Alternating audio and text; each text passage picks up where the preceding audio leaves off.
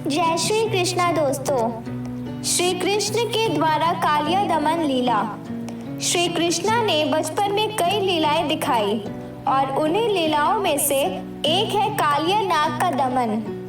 भगवान श्री कृष्ण ने कालिया नाग को अपनी लीला से उसके घमंड को चूर चूर कर दिया। यह उस समय की बात है जब भगवान श्री कृष्णा अपने शेखाओं के साथ गोकुल में खेल रहे थे और पास में ही यमुना नदी बहती थी। उस समय यमुना नदी में कालिया नामक जहरीला नाग ने अपना घर बना लिया था, जिसने अपने विष के जहर से यमुना नदी के पूरे पानी को काला कर दिया था।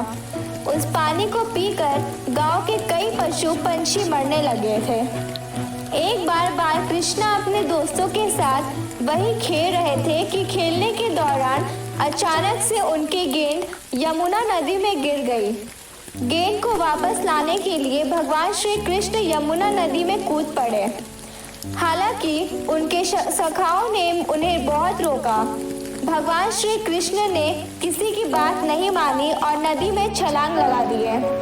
सभी सखा डर के मारे मां यशोदा के पास पहुंचे और इस घटना की सूचना दी। गांव के सभी लोग और मां यशोदा दौड़ते हुए यमुना नदी के पास आते हैं और वहां पर फूट फूट कर रोने लगती है। भगवान श्री कृष्ण जब यमुना नदी के अंदर गए तो उस समय कालिया नाग सो रहा था। श्री कृष्ण को देखकर उसकी पत्नी ने उन्हें जाने की चेतावनी दी, लेकिन भगवान श्री कृष्ण नहीं गए। तब इस बीच कालिया नाग जाग उठा।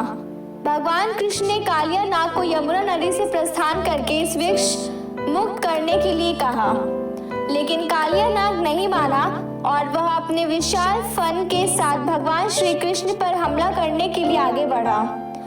भगवान श्री कृष्ण उसके घमंड को तोड़ने के लिए उसके फन पर खड़े होकर पृथ्वी जितना भार ला देते हैं, जिससे कालिया नाग को सहन नहीं हो पाता है। उसी समय उसकी पत्नी आती है और भगवान श्री कृष्ण से उन्हें देने की विनती करती है। इधर कालिया नाग भी डर के मारे भगवान श्री कृष्ण से माफी मांगने लगते हैं। उसके बाद वह यमुना नदी से सदा के लिए चला जाता है और इस तरह यमुना नदी विष मुक्त हो जाती है।